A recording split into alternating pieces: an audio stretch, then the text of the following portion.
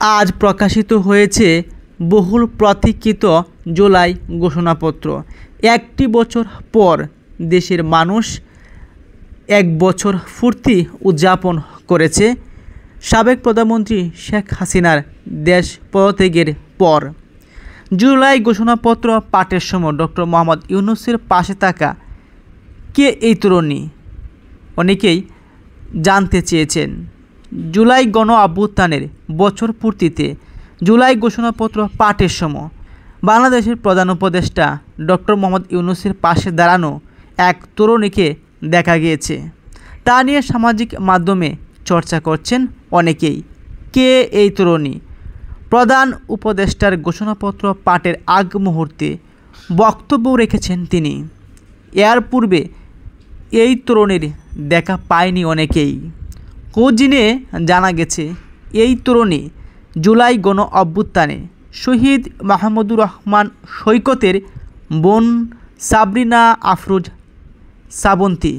এখন প্রশ্ন হলো, জুলাই গণ অভ্যুত্থানে অনেকেই প্রাণ হারিয়েছেন। আবু সাহিদ সহ প্রায় অনেক কেটে খাওয়া মানুষ, ক্ষুদ্র ব্যবসায়ী, শিক্ষার্থী, অনেকের বোনকে তো ডক্টর মোহাম্মদ ইউনূসের পাশে দাঁড়িয়ে থাকতে বা বক্তব্য দিয়ে দেখা যায়নি। তা নিয়েও চর্চা চলছে। গত 19 জুলাই শহীদ হয়েছিলেন শ্রাবন্তীর ভাই সৈকত।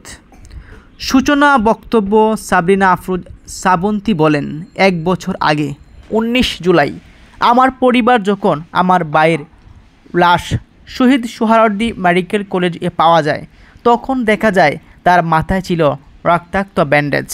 মৃত্যুর কারণ হিসেবে লেখা ছিল গান শট। আমার ভাইয়ের উচ্চতা ছিল 6 ফুট 2 ইঞ্চি। আমার ভাইয়ের উচ্চতা নিয়ে আমার বাবা গর্ব করত, অথচ সেই উচ্চতাই তার জন্য কাল হয়ে দাঁড়িয়েছিল। এই তরুণী আরও বলেছেন, আমি এবং আমার পরিবার যখন দেখি আজ আমরা পুরো দেশের পরিবার হয়ে গেছি, তখন আমরা কিছুটা স্বস্তি বোধ করি। দেশের ভবিষ্যৎ নিয়ে আশাবাদী হয়ে উঠি আমরা। দেশের ভবিষ্যৎ যখন অন্ধকারাচ্ছন্ন মনে হচ্ছিল, সামনে কোনো আলোর দিশা খুঁজে পাওয়া যাচ্ছিল না, তখন এই সফল গণ অভ্যুত্থান আমাদের নতুন বাংলাদেশ গড়ার স্বপ্ন দেখালো। সেই স্বপ্ন বাস্তবায়নের পথে আমরা যেন কিছুতেই লক্ষ্যচ্যুত না হই। এর আগে মঙ্গলবার 5 আগস্ট বিকেল 5:22 জাতীয় সংসদ ভবনের দক্ষিণ প্লাজায় অনুষ্ঠানস্থলে ঘোষণাপত্র পাঠ শুরু করেন প্রধান উপদেষ্টা ডক্টর মোহাম্মদ ইউনূস। ঘোষণাপত্র পাঠ অনুষ্ঠানে বিভিন্ন রাজনৈতিক দলের নেতারা অংশ নিয়েছেন। জুলাই ঘোষণাপত্র 2024 সালের জুলাইয়ের গণঅভ্যুত্থানে একটি দলিল। বিএনপি, জামায়াত সহ অন্যান্য রাজনৈতিক দলগুলোর মতামত নিয়ে এটি চূড়ান্ত করেছে অন্তর্বর্তী সরকার।